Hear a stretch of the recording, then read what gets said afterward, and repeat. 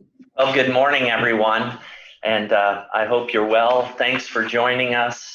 Kirsten says that we had nearly 600 folks signed up for this special edition of our All Hands, and so I expect we've probably got 500 to 600 of our team on the call. I want to just say thanks up front. I know this is a bit unusual. This last 3 months has been a bit unusual, but we thought it was important to touch base with as many team members as possible and give you a chance to ask questions. The current is moving very quickly on our planning for fall. It's been a busy 90 days since we last saw each other in March. And so let me run through our agenda.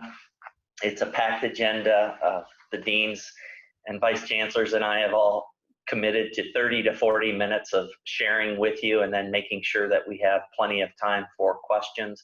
We did receive some questions through the survey, so we'll address those. And then we will use the chat line. So if you have questions, thoughts, please put them into the chat line. Jesse Brophy and Kirsten Taylor are monitoring that, and we'll try to move to all the questions. If we don't get your questions answered, we'll capture this and like we normally do, post responses to your questions. As far as the agenda, this is the run through. I've got a couple of high-level front-end things I want to share with you very quickly, and then Tiffany Hang-Moss will jump in and talk about a number of issues related to planning for the fall. There were a number of questions on what that looks like. Chuck will follow Tiffany, really taking a look at Extension's commitment to engaging all Nebraskans and also transitions that have taken place over the last 90 days, especially as we get to a busy summer, a fair season, and a new normal for fairs. Ron will jump in on some COVID-19 guidelines and talk about PPE. There were some questions about that. I will just front load that by saying the PPE conversation has been a very also fluid, very dynamic, ever-changing conversation. Sherry will bat cleanup, focused on some updates from CEHS, and then we'll get to your questions. The way we'll handle the questions is that we'll read the question here in the Yider reading room and ask one of the members of the leadership team to answer it. So that's what we'll do. First and foremost, just high level, I want to say thank you. I'm showing you the slide of our partners, our colleagues, our staff and faculty colleagues who are retiring here between now and the end of the summer. But before I spend a little time there, I want to say thank you. I want to say thank you to you, our faculty and staff. I know we don't have probably many students online, but I would extend a huge thank you to our students. If we go back and redial to early March, as COVID was first coming to Nebraska, we learned about phase 1, phase 2, 3, and 4. We spent a couple of weeks in March still here working collaboratively. A decision was made to take a week off, cancel classes on March 13th. And that following week, we then slid into spring break, and a decision then was made to go virtual on March 23rd going forward. During that same period of time, a decision was made to think about working from home and working remotely to actually working remotely if you could work from home. So we had a week or two of that, and then on or about April 3rd, the decision was made that campuses were closed and that you were not supposed to come in unless you were involved in functions that were absolutely deemed critical. There were designated personnel lists and rosters.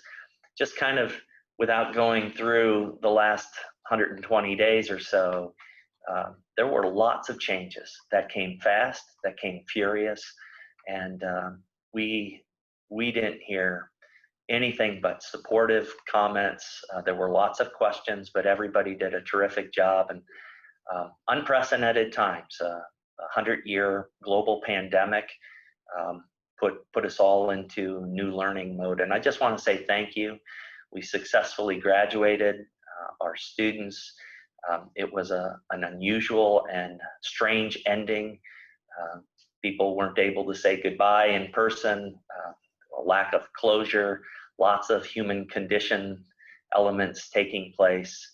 And then on top of that, a number of issues that I want to talk about. But I want to say thank you for your resilience, for your grit. Thanks for rolling up your sleeves. And now we find ourselves in a very busy time with our research in the field.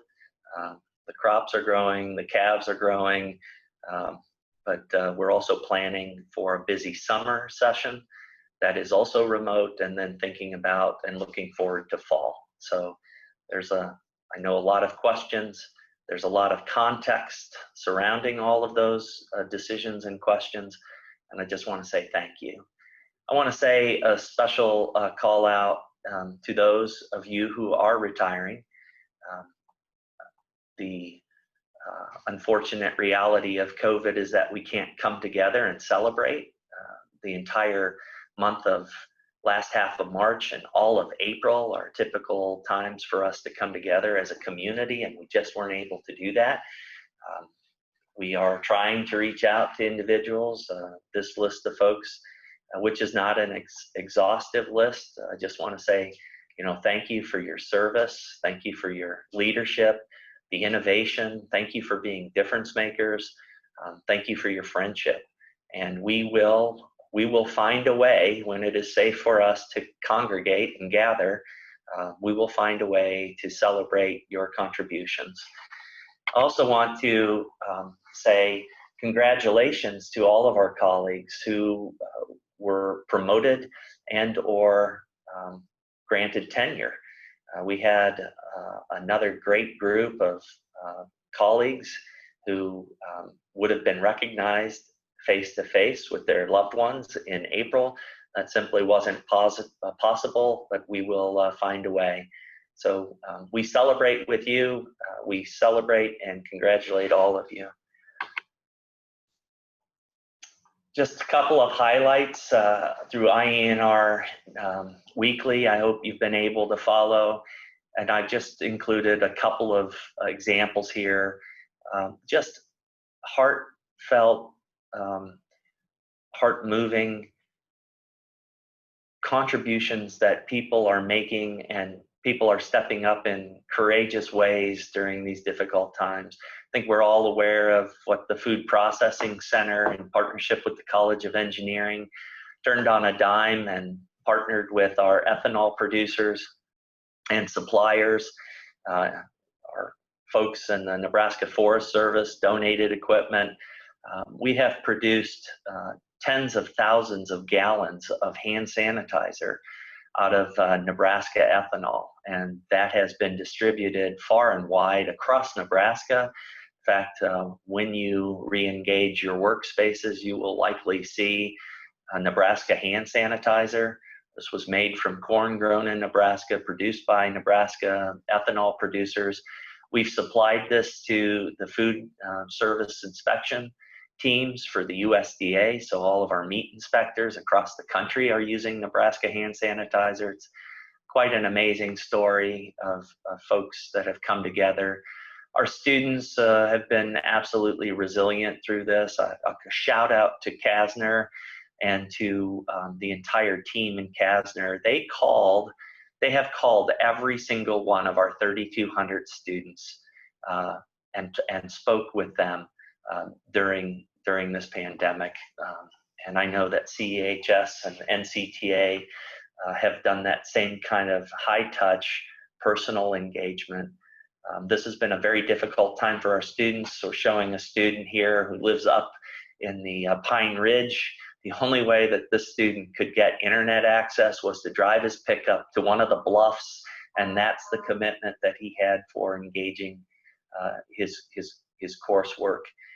Pretty amazing. Our students in agronomy and horticulture always have an annual flower sale. They couldn't sell their flowers, so they decided to do the next best thing, and that was to give them away.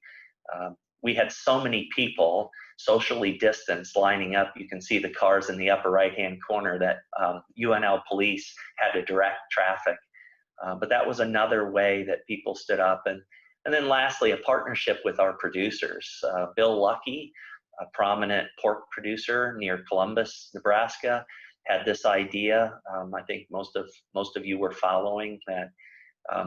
There was a lot of enhanced learning around agriculture and food and science literacy during the COVID outbreak, and we're still in it, but where our food comes from. And there was this unusual situation where we had lots of production of food animals and livestock, and yet we were having shortages in grocery stores in certain parts of the country. And that was because of COVID-19 impacting the workers, our frontline workers at our large packing facilities.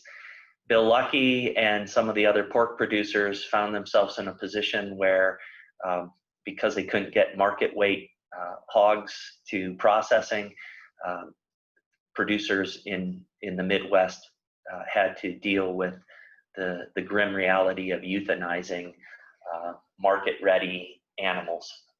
And those euthanized animals would be composted or buried. Bill Lucky had an idea as he called our team, our meat science team at UNL in animal science, and said, is there a way we could activate the meat lab, which is a USDA inspected facility, and if we could get market weight hogs to you, could you process them? And could you get that meat to families in need? And that's what happened on March 6th at 6:30 in the morning, give or take. The first 12 hogs showed up.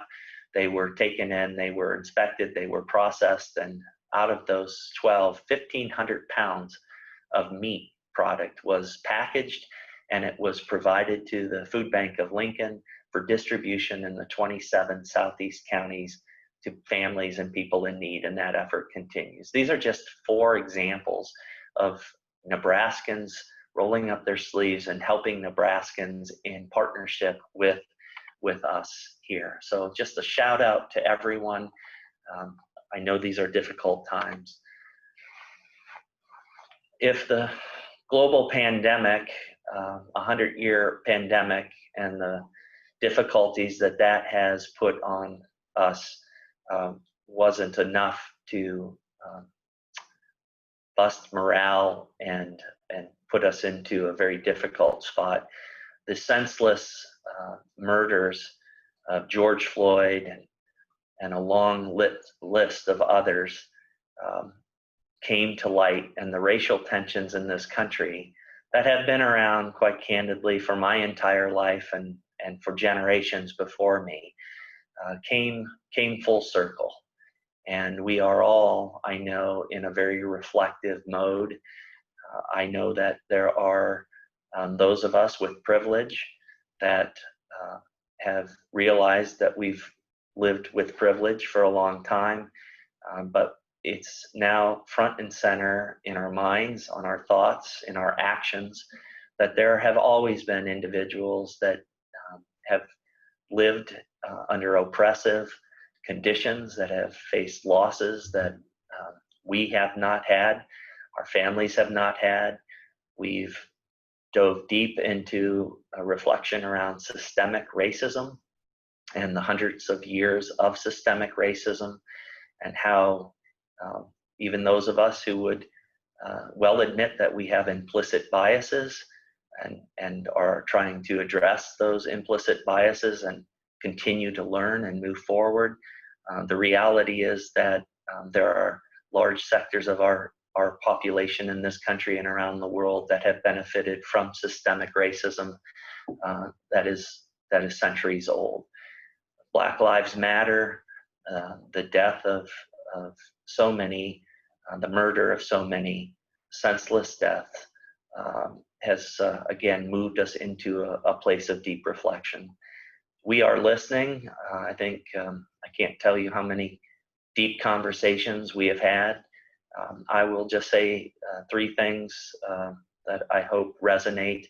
We have a long way to go. We absolutely have a long way to go.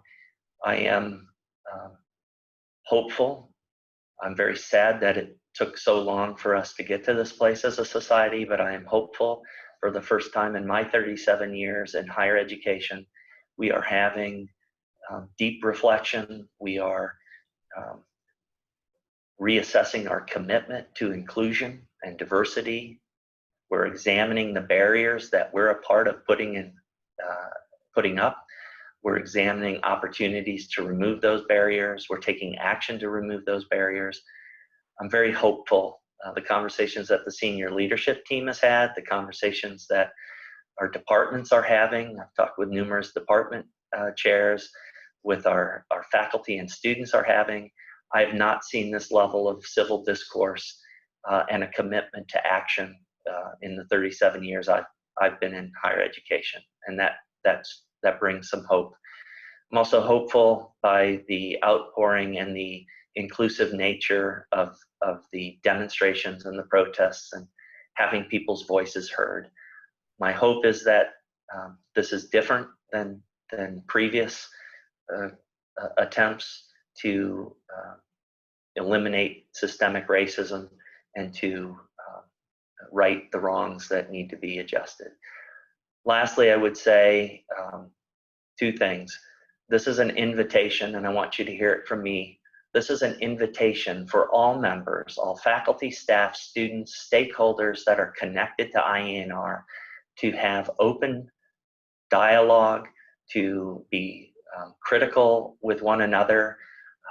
Do so, please, with as much dignity, always left intact, be respectful, and think about ways literally every week that you as an individual, that you as a community can make a positive impact by taking action.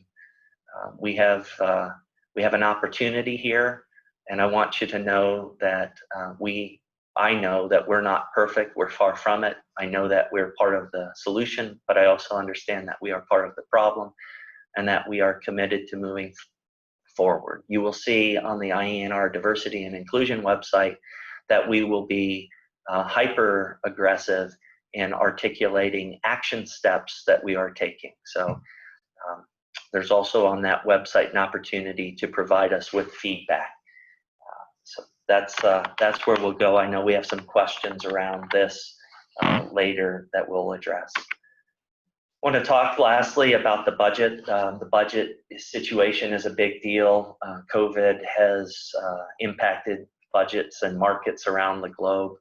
I know you're watching this as closely as I am. President Carter, sometime maybe 30, 45 days ago, announced that the University of Nebraska, simply in FY21, that's the year we're in now, that ends on June 30th, that we already were $50 million short in revenue, and that this was creating quite a challenge. Three things have happened since this announcement. First, we have worked across the entirety of the University of Nebraska to pull back 3% of the cash that is currently sitting in all of our accounts for the fourth quarter of this fiscal year. For IANR, that was 1%. We have instituted on March 14th, we instituted a hiring freeze, April 14th, a hiring freeze. This is all positions, all funding sources. It's been an intense period of time, all trying to make sure that we're watching our cash flows and that we can take care of our faculty, staff, and students who are already part of our team. This has had some negative impacts on our hiring plans. I know it has created disappointment, but I do want you to know that every single position that comes open is being vetted by local hiring authorities. It's being vetted by an IANR, the deans. It's being vetted by my office, by me personally, and only those that are deemed mission critical are going over to Ronnie Green. Ronnie's office is evaluating all of our requests, and only those that he deems mission critical are going to President Carter, and then President Carter's team is reviewing them. So every single open position outside of student workers and graduate students has to go through this process. Doesn't matter if it's temporary, doesn't matter if it's grant funded, doesn't matter if it's state aided money. It's quite an intense process. And then lastly, we have been asked, and I think you know this, the president has asked all of the chancellors to do scenario planning on what a 5, 7.5, and 10% for UNL budget reduction would look like. This is a permanent reduction in our base budget, our state aided base budget. So you know our state aided budget is $130 million a year. So a 10% reduction is $13 million. That is a very big number. And we have been busy through an open process all of May, working with the departments, our centers, anyone with state aided funding, having very open dialogue around how would we go about this strategically. That information, those data were provided to my office. The deans and I spent a lot of time going over all of that information, and on June 1st, we submitted our budget reduction scenarios to Ronnie. Ronnie and President Carter are working very closely, and I suspect that we will hear from Chancellor Green in the days, if not later today, tomorrow, and certainly by next Friday when the Board of Regents meets. I expect that we will know exactly what our percent reduction will be.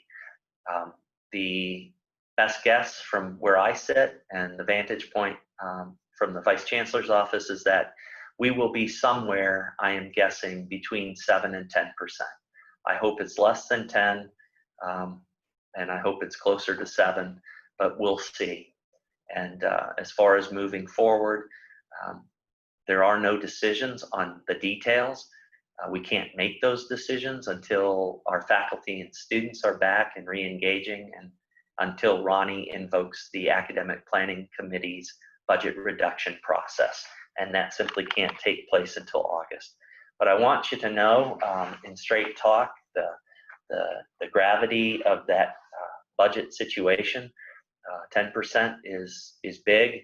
As far as I know, 10% is bigger than what happened in the early 2000s. It certainly is about 3 times bigger than what we had to deal with in 2017, 2018.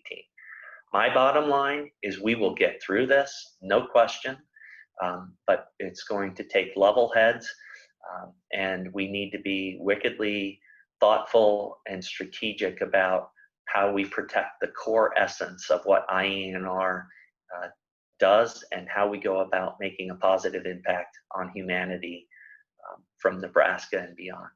So those are some high-level updates. I'm going to stop sharing my screen now and kick it over to Tiffany. Well, good morning to our IANR community. I want to take this opportunity to first thank you, as Mike mentioned, for your unwavering commitment to our students and their success, and your continued dedication to advancing our teaching and learning mission. We appreciate the fall planning that's already underway by our academic programs, and we realize that delivering on the learning outcomes and student experience that we are accustomed to is going to require a great deal of planning and hard work by our teaching and learning community. We also recognize that you all have multiple responsibilities, so please know that the IANR leadership team, in partnership with the unit leaders, are here to support you. I know that we also have a lot of questions as we plan for the fall 2020 semester. The one thing that we know for certain is that this semester will be unlike any other semester that we have experienced to date. We have the opportunity to collectively define, as a college and university, our pathway forward on this unfamiliar path. To facilitate the planning that's already underway in our units, we kicked off the first of a series of teaching and learning sessions on Tuesday. The goal of this session was to share examples and models, learn from each other, and provide answers to the questions that our teaching and learning communities have. And I'm going to take just a minute. Can everyone hear me? Okay, I was seeing some discussion in the background, so I just wanted to make sure. Technology is always something that we've got to wrestle with a bit. So we kicked off our first of a series of teaching and learning sessions this past Tuesday. And the goal of this session was to share examples and models. We wanted to provide an opportunity to learn from each other and provide answers to the questions that our teaching and learning community have. Yesterday, we shared through our Kasner listserv the recording of the session, the 4 course design strategies that we discussed, and a decision-making framework that we think will help as your units think strategically about their fall offerings. The 4 course design strategies that we shared were first being 100% in-person or the whole class design. The second was in-person leading with online components. The third was online leading that is supplemented with in-person instruction. And then finally, we had fully online. Our guiding principle as a college is that the learning outcomes drive our course design strategies. I know that there's also been questions about what is considered in-person versus online. For clarity, offerings that will be delivered 100% online should be the only courses that use the online designation. All other design strategies will be considered in person. We have another teaching and learning session that is scheduled for next Tuesday, June 23rd. And this session will focus on design strategies for laboratories. And we're excited to be able to co-host this with the College of Arts and Sciences. As a next step, we're also going to be establishing Kasner Communities of Practice. We had a great turnout on Tuesday, over 140 participants. But the large group size did not lend itself to discussion among participants. So our goal with the communities of practice would concentrate on specific themes and be smaller in size. So please stay tuned as we launch these communities of practice. And if you attended the session, we provided a link so that you could submit areas that you would like these communities of practice to focus in on. Our goal is not only to have these communities in practice in place for the summer, but we recognize that this is going to be ongoing throughout the fall semester. And so the goal would be to have these networks established throughout the fall semester also. On the recruitment side, we've been continuing to track our projected undergraduate enrollments for fall 2020. At this point in the cycle, we are lagging behind in deposits as well as new student enrollment RSVPs from 2019. We're about consistent with 2018. On the retention side, our team of Nicole Frericks and Megan Schaefer are partnering with our academic advisors to reach out to returning students that are eligible to enroll but have not yet enrolled. Currently, our retention for this cohort of students is at 87%. The good news is that we still have time. UNL is continuing to accept and process applications. We have admits to convert to deposit, and the majority of these students are Nebraska residents. We also have deposits to convert to new student enrollments, and we have 2 months to continue to work with our eligible and prospective students to get them enrolled for the fall semester. We know from our conversations with students that this year is going to be different. The timeline for which students are making decisions is lagging behind previous years, which is understandable. So again, we ask that you engage with us in the process of continuing to try to meet our goal to get to where we were last year with our enrollments as we move forward with the fall 2020 semester. Keeping with the theme of enrollment, virtual NSE, which are our new student enrollment sessions, are underway. And I want to give a big shout out to our advisors and recruiters for transitioning our campus visits as well as the NSE sessions, which are usually conducted in person, to virtual platforms, and ensuring that each of our incoming students is having an individualized advising session and multiple points of contact over the summer from our teaching and learning community. Our IANR graduate students and graduate chairs continue to connect through virtual roundtables and social media platforms despite the disruptions from COVID-19. They are continuing to advance our graduate education framework. So on behalf of the IANR leadership team, I want to thank our students and faculty for your commitment to our graduate education framework. The last item that I want to share with all of you is an update on our Change Maker Quick Pitch competition. So back in March, we launched a competition, and our goal was to rise above the fog of COVID and to engage and challenge youth in Nebraska and literally from around the globe to develop and share a big idea for making a difference in the world. They captured their big ideas in a 2-minute quick pitch video. And the big ideas that we received could be clustered in the following areas. First, feeding the world, water for the future, new energy, climate in the future, health, engaging diverse communities, and developing tomorrow's leaders. We have awarded now 8 Changemaker scholarships to our new students for their innovative big ideas, 2 to returning students, and next week we will be awarding 8 additional scholarships to prospective CASNR students that are in grades 6 through 11. I would encourage you to check out our CASNR Facebook page for these big idea videos. I guarantee you that you will be impressed. So in closing, as we plan for the fall semester, I remain optimistic and inspired by our teaching and learning community for your commitment to our students and their success. I'm also incredibly proud of our students, as Mike mentioned, for their dedication to their education and their adaptability. And in closing, as we plan for the fall semester, our guiding principles are to continue to do the amazing work that advances the vision, the mission, and our goals of our academic programs, CASNR, IANR, and the University of Nebraska. We want to never lose sight of our commitment to our CASNR community, which is inclusive of our students, our staff, our faculty, our alumni, and our stakeholders. We want to challenge ourselves to innovate, think big, and to do the extraordinary. Reaffirm and continue to live out our land-grant mission and strive to meet the needs of every learner, regardless of their circumstances.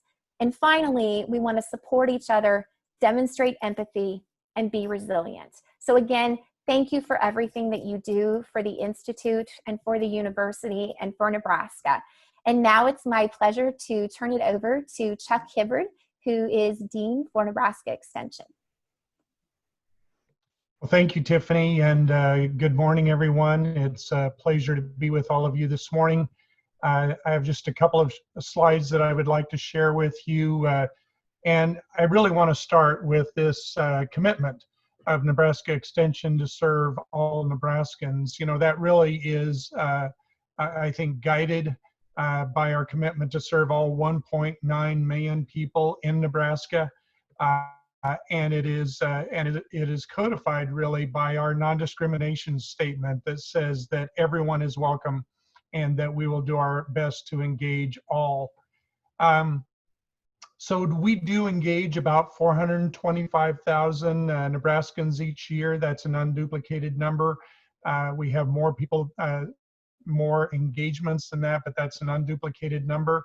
Couple of examples recently in April, we did contact 2,991 UNL students to just check in with them and see how they were doing or if they needed assistance.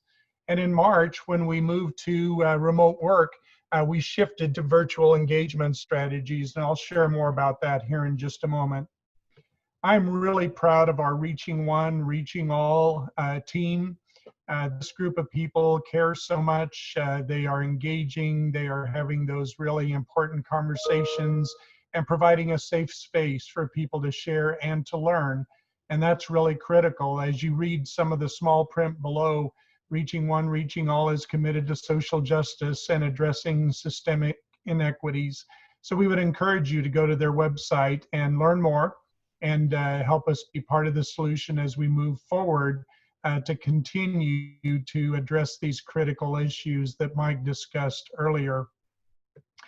You know, in March, when we went to remote work, I think one of the, amazing but not surprising things about our extension professionals across Nebraska is that we shifted into a virtual mode, and we never looked back. Now, this really has happened because of the important work that Dan Cotton and his team have done over the last 6 years on a project that we called Technology 2020 to help us build capacity to work in online virtual spaces, and in the process give us the opportunity to do this incredibly well. And so you look down through this list, there's some things like our on-farm research and demonstration project that are ongoing. We've continued to engage in the field. A new SARE project written by 3 of our brand new beef educators to provide new opportunities for beef producers, beef and crops producers. Of course, Crop Watch, Beef Watch, our websites continue to go strong. In fact, food.unl.edu on the lower right. Food.unl.edu is reaching about 42,000 people a week. That is second only to Husker.com. So we're really proud of that group. The Marathon Kids, Sherry mentioned this the other day. What a great project where we're encouraging young people, children, and youth to run a marathon 1 mile at a time. And what's really fun about that one is that we now have some of our participants in this program that are up to 37 miles. So they're overachievers, right? We just think that's an amazingly cool opportunity. And there's many, many more. And let me just share with you some of these that I think are really cool. And there, like I said, there's many more. So Megan Taylor, upper left, this end field observations. This is a social media strategy, but the opportunity to go into producer fields. In this case, working with Amy Timmerman, some hailed fields in north central Nebraska, and then link people to some of our knowledge resources like Hail No that we put together, led by a group of people who have expertise in this area. Lower left, Cindy Bryson, a social media campaign around heart health, and connected with our Food in the Field effort that is being led by Hannah Gunther and her team. And then just a whole lot of really cool 4-H experiences. In March, we stopped having in-person 4-H club meetings. So Living Room Learning was launched, and twice a week to give children and 4-H youth the opportunity to be part of a learning experience. And virtual 4-H camps that launched in mid-June, and online insect identification contests, etc. And so just some amazing stuff that our folks have been able to produce, add value. And again, our commitment to engage all Nebraskans. And one of the things we need to do in this space is to learn more about how we are engaging all Nebraskans. Are there barriers to accessing these kinds of extension programs, and what do we need to learn from that? As you can imagine, if you are connected to county fairs, this is a busy time of the year. Our first fair 4-H event at a county fair is on June 29th, so just a short week and a half from now. Our county fairs really kick off in July. And the thing that I wanted to share with you that I think is really, really important is that it really does take a village to pull off a 4-H event at a county fair. And here's some examples of that. Our fair boards and ag societies maintain the physical space and the sanitation and the crowd management and the parking and the events and all those kinds of things. So clearly the fair board or ag society is involved. Each of our counties have a 4-H council, volunteers that help us design the 4-H events. In many cases, there's superintendents for those 4-H events at the county fairs, and they're involved in this.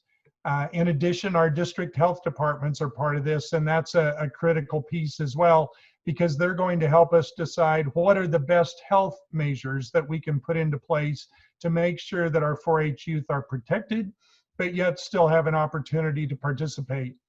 And then we have a group of 4-H volunteers who just show up and help us get the work done, and they're a critical part. We have 4-H families, and obviously they're critical because they're the ones that help our 4-H youth find projects, purchase an animal, whatever it may be, to participate in 4-H. And then, of course, Nebraska Extension and our 4-H educators, as well as our unit leaders and others who help us pull off these 4-H events at the county fairs. And what we hope in all of this, when these 6 entities strive to work together, that we reach out, we have strong relationships. The new player is the district health department, but how do we bring these folks together and do the kind of work that we need to do to create a magnificent 4-H event for these youth that deserve that opportunity? And of course, the last piece, the youth, we really hope these exhibitors are not out in left field, right? As we try to pull all this together. Now you can imagine there's some dynamic tensions that we're working with, trying to work through that.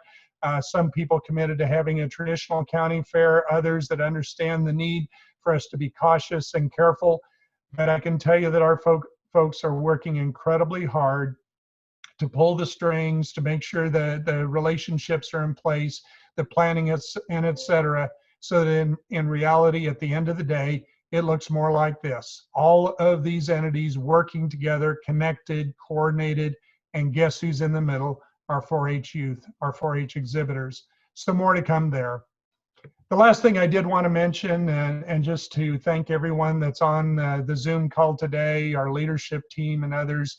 It's been a great honor and pleasure to serve all of you in the last 7.5 years and 13 years before that at the Panhandle Research and Extension Center. I get up every morning looking forward to going to work and trying to figure out how do we make things better, how do we be more effective, what can we do differently, and I think we've accomplished much of that over time. So as I step down at the end of June, it's bittersweet. But I am confident knowing that Dave Varner is going to step into this interim dean and director role and provide great leadership for Nebraska Extension and our contributions to IANR and UNL and the University of Nebraska system. So thank you to Dave for stepping up, and thank you to all of you for your friendship, your collaboration, your partnership over the last years. So thank you all very much. And now we are going to shift to Ron and Hector. Thank you, Chuck. Good morning, everyone. I'm going to keep my remarks really brief and preserve the time for Hector because he's going to talk a little bit about PPE. Just wanted to say a few words about guidelines. They are out there. They are ones that have helped us, I think, do a good job of maintaining what I think is a clean record. I put this disclaimer out there every time I say this, but as far as I know, we have had no positive cases across IANR. If you know differently, please let me know. But it's a tribute to you I want to thank each one of you for working with us, working with the guidelines that have come out of Canfield and have come out of Ag Hall, that we have worked with you and with your unit heads to make sure that we do everything we can to maintain the safety of our people across IANR. So I wanted to just mention that the guidelines are always evolving. They're very fluid. To thank you for your work with us in making sure that the guidelines are working, and to ask that you work with your unit heads, because I'm in close contact with the unit heads on a regular basis. And if the information flows through the unit heads, it really helps us to manage the evolving guidelines better. On the PPE, Hector and I are working together to ensure that you have what you need. We're working with Tiffany. Tiffany is responsible for all of the PPE in the teaching and learning space. Hector and I will be covering all the PPE that your needs in terms of personal protective equipment in the non-teaching and learning space. So I'm going to turn it over to Hector. He has some updates on where we are as of today. So good morning, everyone. I have a couple of slides that I want to share with all of you. Just to give you a perspective on where we are with respects of PPE, and most importantly, what are the things that we're putting in place in order to move forward to fulfill those needs. So if we look back in terms of the efforts, on May 8th, IANR received a request from the President's Office through the Office of Research and Economic Development to provide of estimate PPE items needed for research activities through the rest of 2020. And that the main goal, or the overarching goal, was to ensure adequate supply and distribution of PPE. We take that effort, we provided the estimate coming from all units within IANR, including our outside of campus facilities. And of that, it was a big request, and ORED decided to order the items that were mostly requested or that has most use for all of our units. So in that table that is on the slide, you can actually see where we stand with respects of the most important items or the most used items that we have. So just to give you an idea, and there's quantities in theirs and the unit. So for hand sanitizer, either a 1 gallon or 3.4 gallons, we received those amounts are there, 342 for the 1 gallon, 25 of the 3.4. Those were delivered mostly to our research and extension centers, as well as we help for the Extension County office to receive that material. Others have been delivered directly from UNL facilities to each one of the units. Disposable masks, the request was for about 10,500 individual masks. We receive all of that. I have those on hand. Some of it has been distributed already for the off-campus facilities. Sanitizing wipes, we just received those this Monday. So we have 1,000 containers that contain 300 wipes each. So we have about 300,000 wipes on hand. And then what's still remaining of that big order was the gloves and the clothes masks. We're expecting to receive by the end of this week the totality of the gloves that were requested. So it's about 24,000 gloves, or 240 boxes of 100. And the cloth masks that were requested were 8,000, and we've been told that we should expect those by the end of the month. So, with this fulfillment of this order, we can initially take to fulfill the needs of our units and position us well to move forward to fulfill the needs of the rest of the year. For that, the expectation with regards of PPE is that each unit is responsible for the acquisition of that equipment. We're going to establish a process for that, because ORED is not any longer will have that. Once they fulfill this order completely, they're going to step back on that and let the units or the colleges to start doing their own system to gather all this PPE equipment. So I've been working with Ron, as he said before, on trying to establish a process to get this fine-tuned and in a way that can position us well to keep us securing this PPE items. So moving forward, we're establishing a website to gather the PPE needs from the units on a monthly basis. So at the end of each month, we're going to be requesting units to put the request for whatever their needs are. But basically, we're also identified the items that we're going to be buying in bulk. So that will be hand sanitizer, gloves, masks, sanitizing wipes, and cleaning and disinfecting solutions. All the things that are not used commonly by everyone, well, the expectation is that the unit should acquire them by themselves. All the PPE requests will fall through the unit heads or the research and extension center directors and their corresponding business centers. So the expectation is that everything that is within the purview of the unit heads or the directors, the request has to come from them for their needs. And once that request is put on the system, we will make sure to acquire that one moving forward. We're not going to be entertaining individual requests from faculty or labs or different research and extension centers. Everything has to come, the request has to come centralized through their unit head and flow in that direction. And then they need to establish whatever process they need to have in order to gather that information internally on a monthly basis. IANR business centers will coordinate to secure the vendors and place purchase orders every month.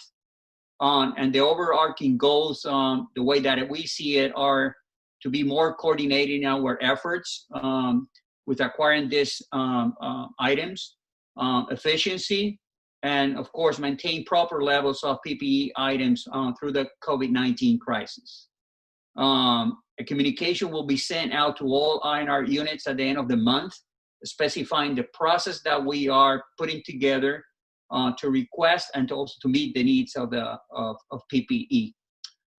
In the meantime, if someone has an immediate need that they cannot get a hold of any material, please reach out either to myself or to Ron or to both, and we will do our best in order to try to help acquire that material. So I think, I don't know if, Ron, if you have anything else to add to what I just said, but that's what I have for today.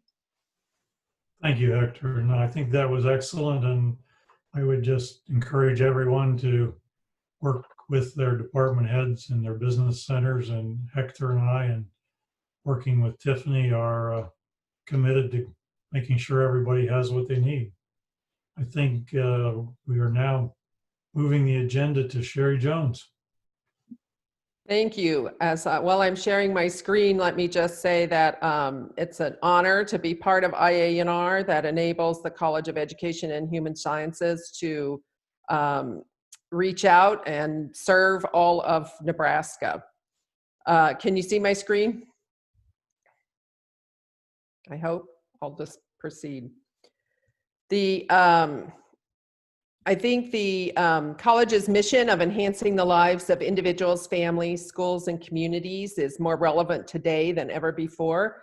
I'm just going to share a very brief snapshot of work that faculty, staff, and students have done in the past few months to rally and create new support systems to help others in the community across Nebraska, as well as some of our actions related to inclusive excellence. Our Department of Child, Youth, and Family Studies initiated a website called A Beautiful Day. This contains a lot of resources for families with young children, as well as youth and adolescents, to engage in learning activities, as well as social and emotional development. So a variety of great videos and activities on this website that I hope will continue even after the pandemic. We are past the pandemic issues. Several experts throughout the college developed parenting tips. These were distributed throughout social media along the lines of positive psychology. So several tips of the day. You can see the links to these various resources on here, so please feel free to share those. Department of Child, Youth, and Family Studies developed Coming Together for Wellness. This was a way to connect people with support systems. In addition to offering consultations, they also were able to connect people to various resources and professionals in their communities. So very much a university community engaged effort.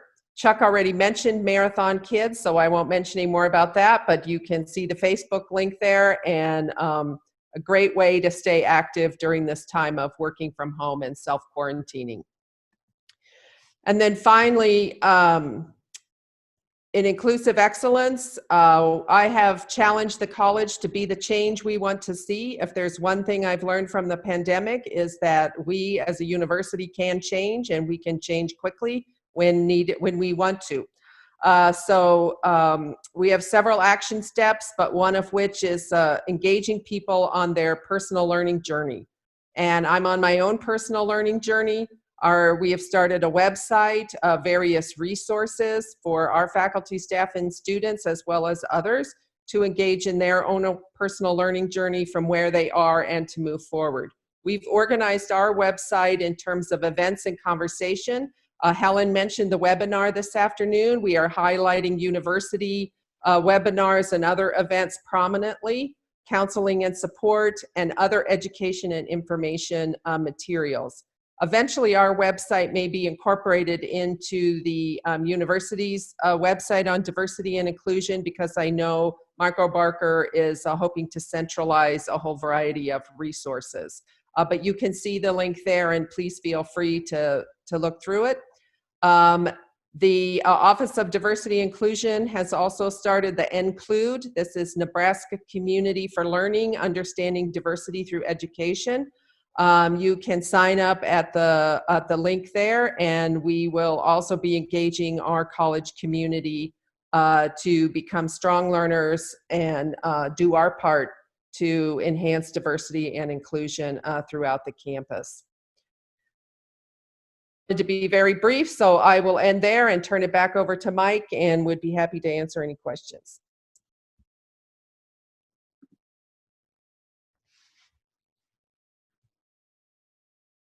Okay, can you hear me?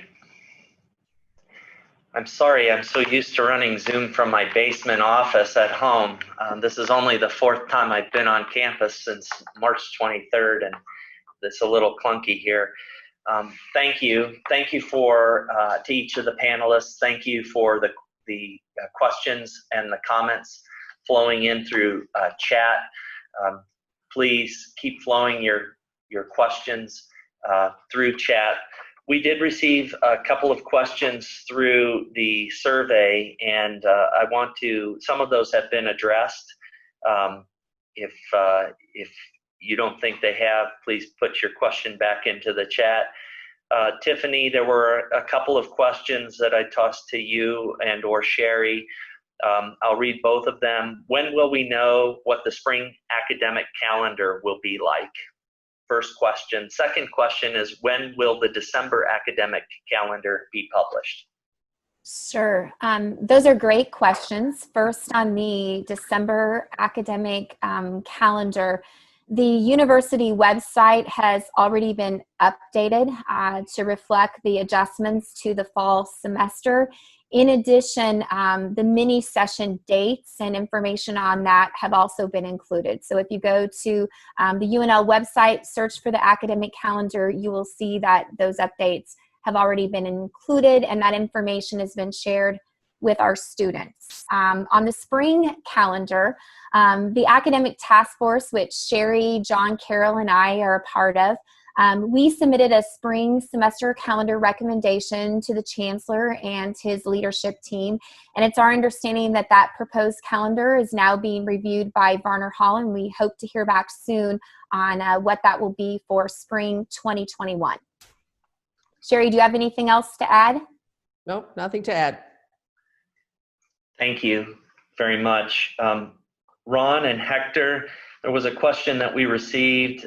You might have alluded to this, but just hitting it straight on. Will the university be providing staff with face masks?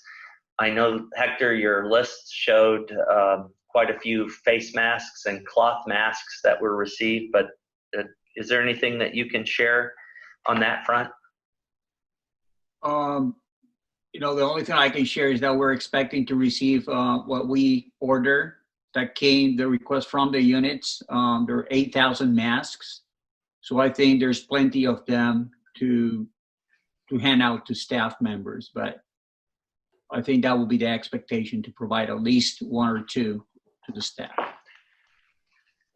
Yeah, Ron shaking his head. I can just add a little color commentary. I think that I know in the executive leadership team conversations that are happening multiple times every day, 7 days a week, that there is an expectation, and Chancellor Green shared this on one of his recent town halls, that expectation is that every member of the IANR community, the UNL community, will receive 2 face masks. I think there's some work that still needs to be done, Chuck. I think you, at your chat with Chuck a couple weeks ago, had a good conversation about face mask etiquette, or facial covering etiquette, depending on the official language, on how you rotate masks, facial coverings, how often do you wash them, which masks have what levels of protection. So I know there's a lot of great conversation and dialogue in this. There will likely be team members who have a job requirement where additional PPE, facial coverings, for example, are required. My expectation is that the orders that have been submitted and the supply we're now receiving will be distributed so that we're making sure people are safe. Mm-hmm. I will just say on all of this, additional guidance I know is coming on the Forward to Fall website and through additional communications out of the Chancellor's office. I want to take a question, and I really appreciate the candor of the questions. Some of these I hope are intended to encourage us to continue to think and take action. The question came in. I'll read it because I think it's important for you to hear. I appreciated the statement of response from IANR about the introspective steps being taken by our current employees. Yet the statement did not really speak to taking steps to boldly begin to diversify our ranks and make us and our industries more inclusive. Natural resources has traditionally lacked in diversity, and agriculture has similar issues, which include being the industry for which slavery was a very unfortunate and morally corrupt economic model. White farmers maintain an advantage today, and packing plants have been a poster child for problems of equality during COVID. Question: what can IANR do to work in this space with our stakeholders to provide access and inclusiveness? I think that's an excellent question, and I'm just going to turn that right back, given the comments and statements that have been made today, to us as a community. I think this is the kind of question that we all need to be addressing. It took us a long time to get where we are, and it's going to take us time to move forward. There are specific actions that are being taken. That's great. We're all mindful, and I'm glad we're taking actions, and we've taken actions, but the real deal is that those actions by themselves have not been enough to move us forward, to boldly go forward. And so this action orientation, some of them may seem like very small steps, but they are critical steps, and together I'm hopeful that collectively we will make a difference. There's Rich a coordinated question with this. Rich Bischoff: I appreciate IANR putting out the statement regarding diversity and inclusion and every lives matter. I noticed that those who signed it are all white and the majority are male. As the majority of the leadership of IANR, what is the plan for getting some people of color and more women into the ranks of leadership? I want to defer to Rich, but thank you for holding us accountable. This is again the kind of conversation that we need. At some point, I think it was in 2017, I shared with the community that we are looking at as much data. We're trying to be data driven on this. Just a high level number, in 2007, before IANR experienced a plethora of hirings, we had a total of 29% of our faculty that were self-identified as female, as women. In 2017, 10 years later, when we asked that same question, we had 39% of the community. So in a 10-year span from 2007 to 2017, we saw a 1% per year increase in gender diversity increase. I think we have a long way to go. When we look at the data, our assistant professor ranks are more inclusively excellent than our full professor ranks, which begs lots of questions about what happens on the journey. We're asking these kinds of questions. We have a long way to go, but we are trying to use these types of data. I applaud very much the question, and I also just want to make a statement so you hear it from my mouth. Diversity is a prerequisite for moving us forward, a collection of difference, but it's inclusion that animates that diversity.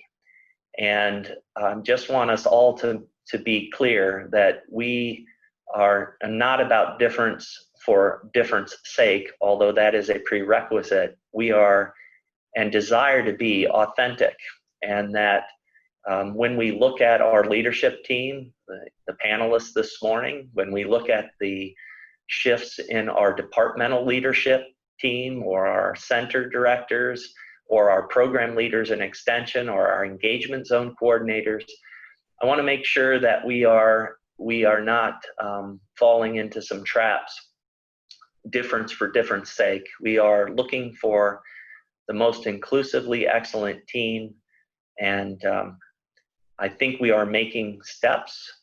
Are we there yet? Absolutely not, and it will take all of us. It will take a village.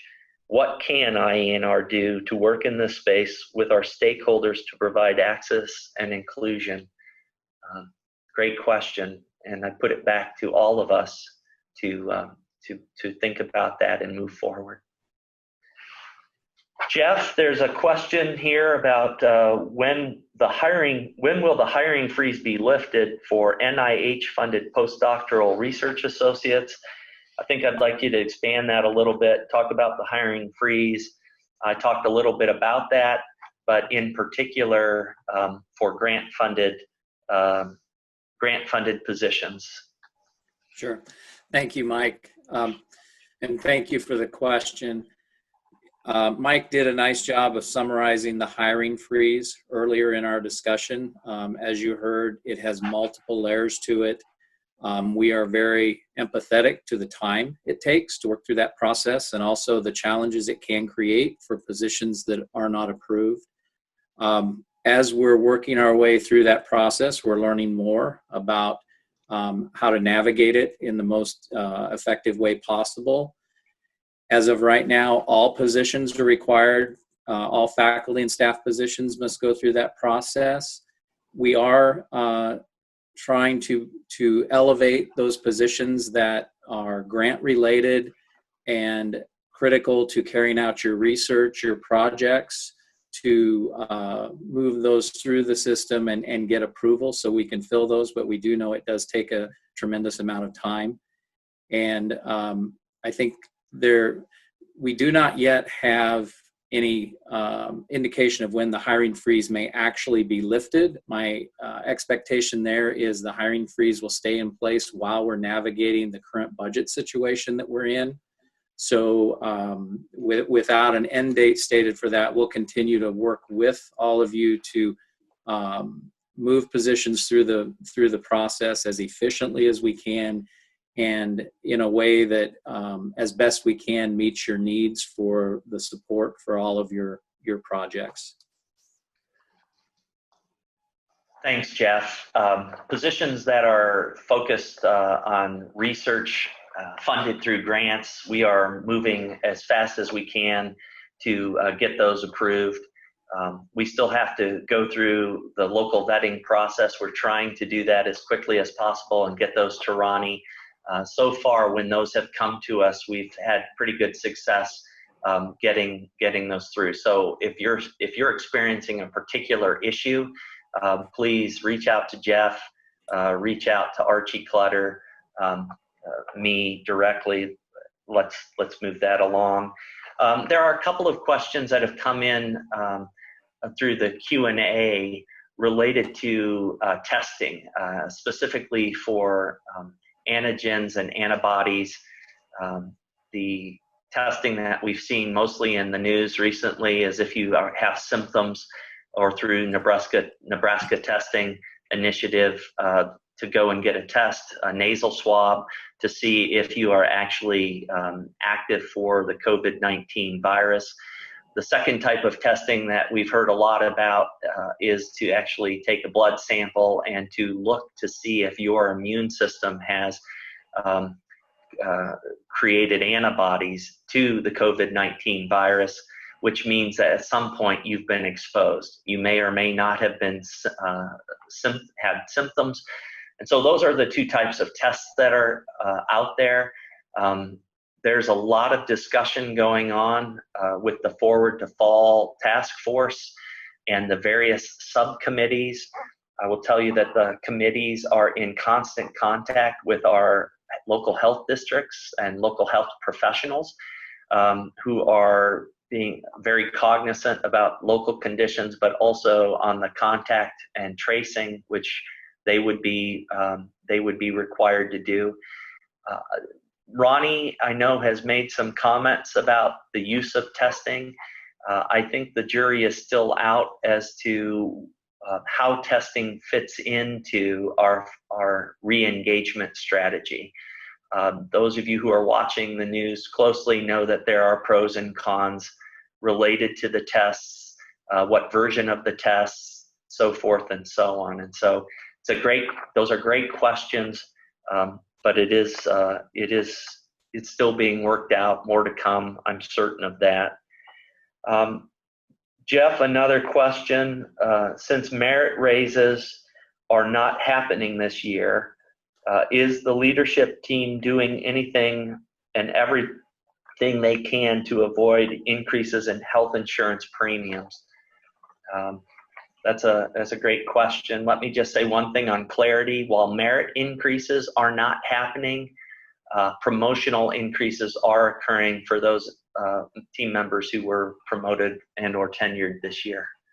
Jeff, is there anything you can add on that healthcare premium side? You bet. And again, thank you for the question. The short answer is yes. Every year, actually, administrators throughout the system work very hard to keep our excellent healthcare program as affordable as possible.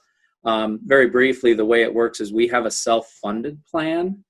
And so we all contribute premiums that fund the cost of our healthcare program for our community. And each year what happens is there's a calculation done that looks at prior experience of our community, projects forward to what we expect the experience to be in terms of usage in the next year, and then also projects what do we expect the costs of healthcare in the system to change. And all of that is put together, and that's how premiums are actually calculated. And then we have a team in the central administrative office who then works with our healthcare providers to negotiate the best prices possible. And our contributions through our premiums are what fund that. Indirectly, one of the things we can all do to help with that is simply to use our healthcare wisely, because the choices we make and how we use that care is a driver in the costs that we experience, which then has an impact on the premiums that we all contribute. Thanks, Jeff. There's a question that came in. Is there any travel guidance beyond June 30th? So right now, you know that we're on a hiatus for domestic travel, international travel.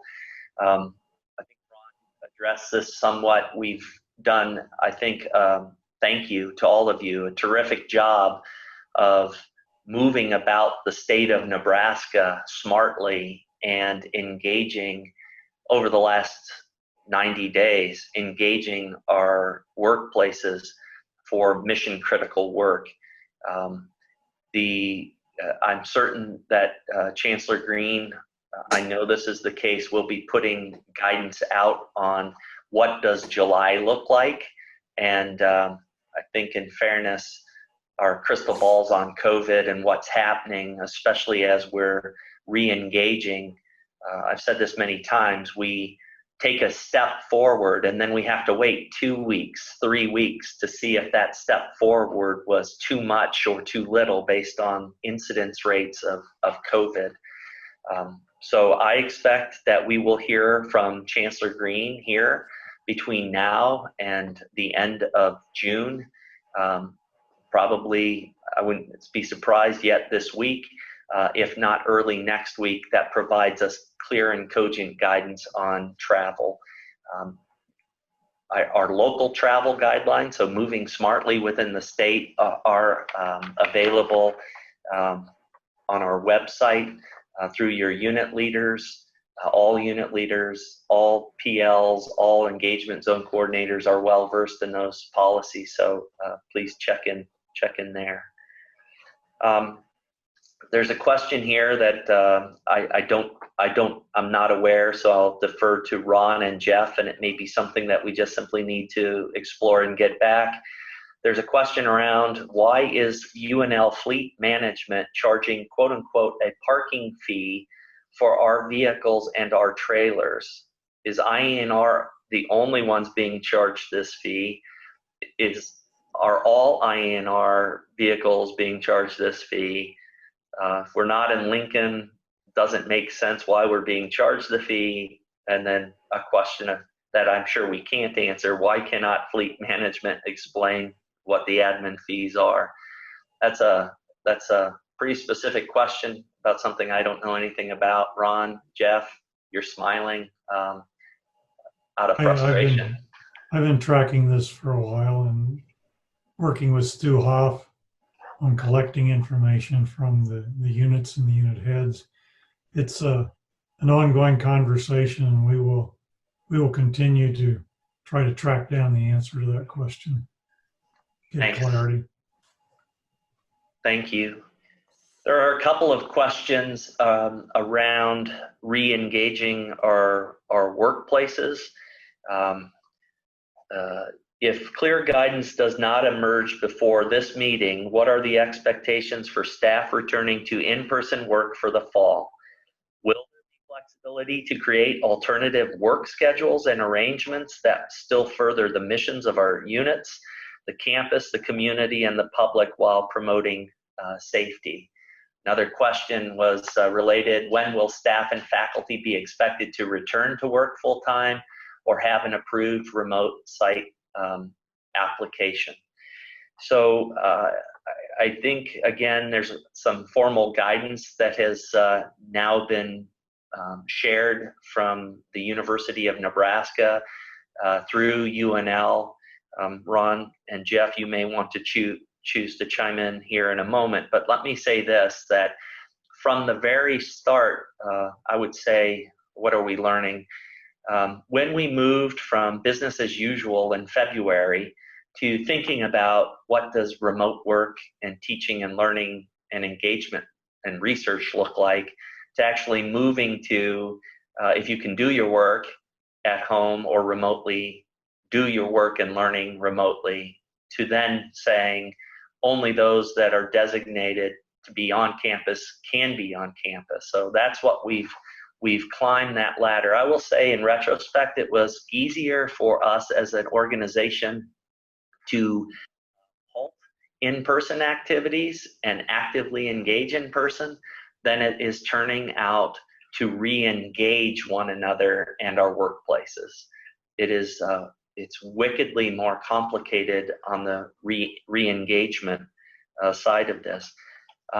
One constant in all of this has been an expectation, and I hope this is the case for IANR's culture for the majority of all of our employees, I hope, but for the majority certainly, that there's always a conversation between supervisor and supervisee about how best to accomplish our missions, how best to accomplish your work. And that if life gets in the way or necessitates a change, that we are always open to having conversations about how best to accommodate our valued team members to accomplish and advance our mission areas. I'm confident that those conversations are taking place.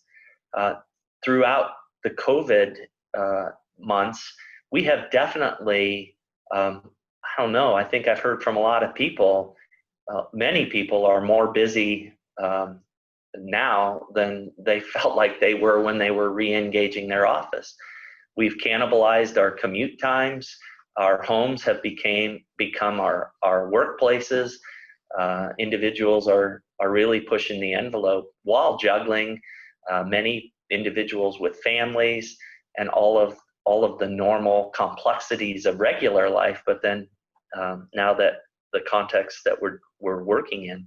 So bottom line, our expectation is that we have flexibility and that you're using that through your conversations with your supervisors. For those that have bona fide health concerns or that are caretakers for someone with who would be in a high-risk COVID category, the university did release an opportunity for you to make an application for a formal accommodation. Those formal accommodations are being vetted through the Institutional Equity Compliance Office, and then looping back in the supervisors of the workers to make sure that everybody is on the same page. So I hope that you are aware of that memo.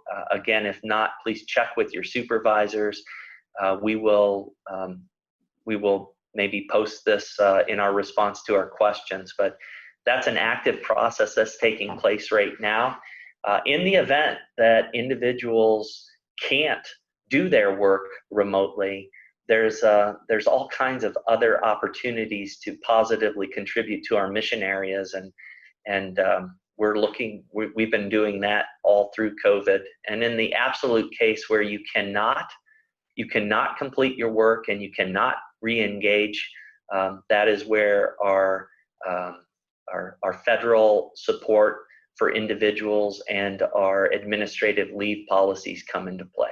So sorry for the windy answer on this, but there's a lot of detail that's out there for individuals. As far as the larger question about when we are going to expect team members to come back, I really think this comes right back to the unit leaders in each part of our organization.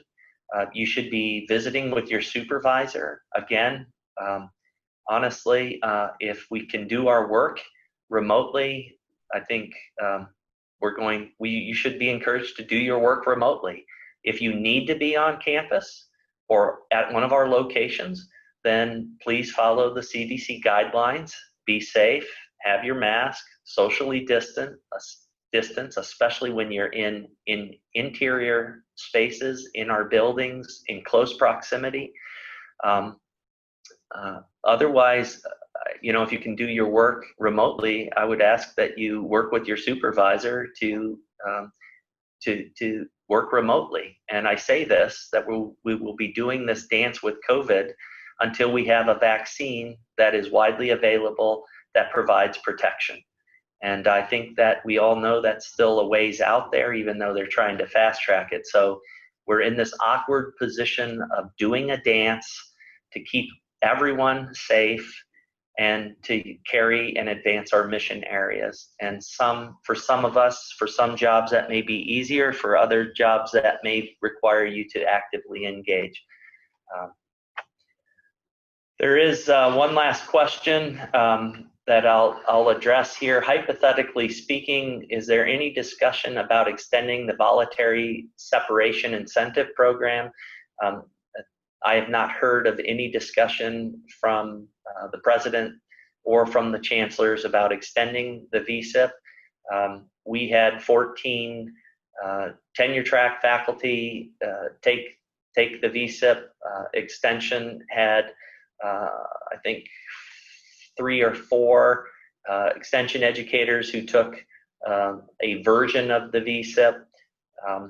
I will say this, that for IANR, those the positions, those 14 positions, it's going to be a while before we can get to filling those, and likely we'll be using some of that open line to help us weather this this suspected permanent reduction in our budget.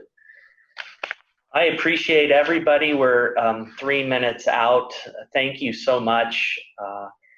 We thought that this was an important time to engage with the broader community because we're about halfway through the summer and lots of questions and a lot of information coming fast and furious. We will monitor the communications from Ronnie Green's office, from Ted Carter's office.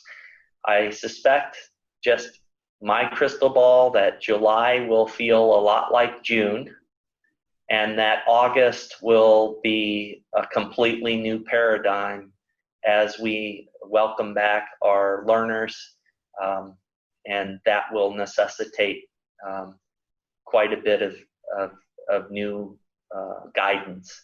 And so it may be that we want to have a similar focused session at the end of July, having a conversation about what does that forward to fall look like.